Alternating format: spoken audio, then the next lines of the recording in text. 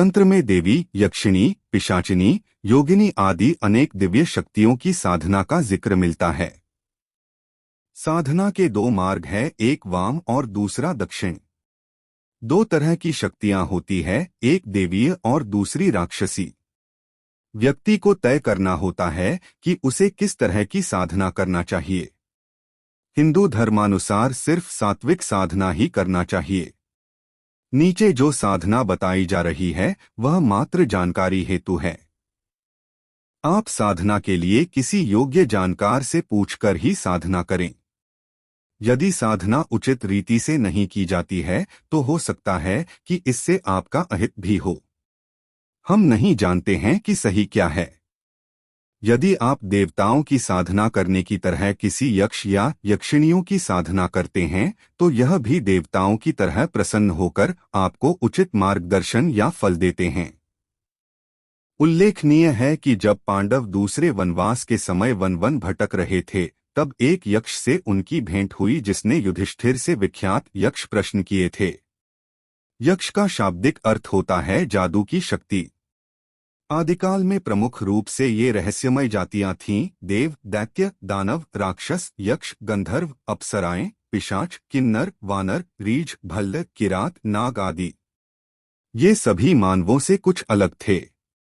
इन सभी के पास रहस्यमय ताकत होती थी और ये सभी मानवों की किसी न किसी रूप में मदद करते थे। देवताओं के बाद देवीय शक्तियों के मामले में यक्ष का ही नंबर आता है। कहते हैं कि यक्षिणियां सकारात्मक शक्तियां हैं तो पिशाचिनियां नकारात्मक। बहुत से लोग यक्षिणियों को भी किसी भूत प्रेतनी की तरह मानते हैं। साधन स्वविवेक का उपयोग करें।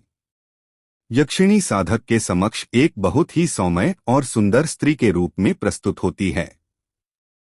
प्रमुख 8 यक्ष और यक्षिणियां भी होते हैं। ये 8 यक्षिणियों ने नाम हैं: 1 सुर सुंदरी, 2 मनोहारिणी, 3 कनकावती, 4 कामेश्वरी, 5 रतिप्रिया, 6 पद्मिनी, 7 नटी और 8 अनुरागिणी। यहाँ प्रस्तुत है अनुरागिणी यक्षिणी के बारे में सामान्य जानकारी।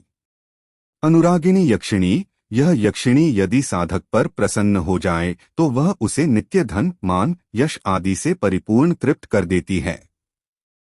अनुरागिणी यक्षिणी शुभ्रवर्णा है और यह साधक की इच्छा होने पर उसके साथ रासोल्लास भी करती है। इस यक्षिणी को सिद्ध करने का मंत्र ह्रीं अनुरागिणी आगच्छ स्वाहा साधना की तैयारी। यह साधना घर में नहीं किसी एकांत स्थान पर करना होती है जहां कोई विघ्न न डाले। उक्त साधना नित्य रात्रि में की जाती है। साधना के पहले उक्त यक्षिणी का चित्र साधना स्थल पर लगा दें। साधना काल में किसी भी प्रकार की अनुभूति हो तो उसे किसी को बताना नहीं चाहिए। हवन और पूजा की संपूर्ण सामग्री एकत्रित कर लें। साधन स्थल पर पर्याप्त भोजन, पानी और अन्य प्रकार की दैनिक जरूरत की व्यवस्था करके रखें ताकि साधन छोड़कर कहीं जाना न पड़े। साधना की विधि: भोजपत्र पर लाल चंदन से अनार की कलम द्वारा किसी शुभ मुहूर्त में उस उक्त यक्षिणी का नाम लिखकर उसे आसन पर प्रतिष्ठित करने का उचित रीति से आह्वान करके उनकी पूजा करें। उसके बाद उपरोक्त मंत्र का जप आरंभ करें। कम से कम 10,000 और ज्यादा से ज्यादा 1,00,000 तक का जप का संकल्प लेकर ही जप करें। जितने भी संख्या का जप का संकल्प लिया है उतना जप करने के बाद कम से कम 108 बार हवन में आहुति देकर हवन करें। जप और हवन समाप्त होने के बाद वहीं सो जाएं।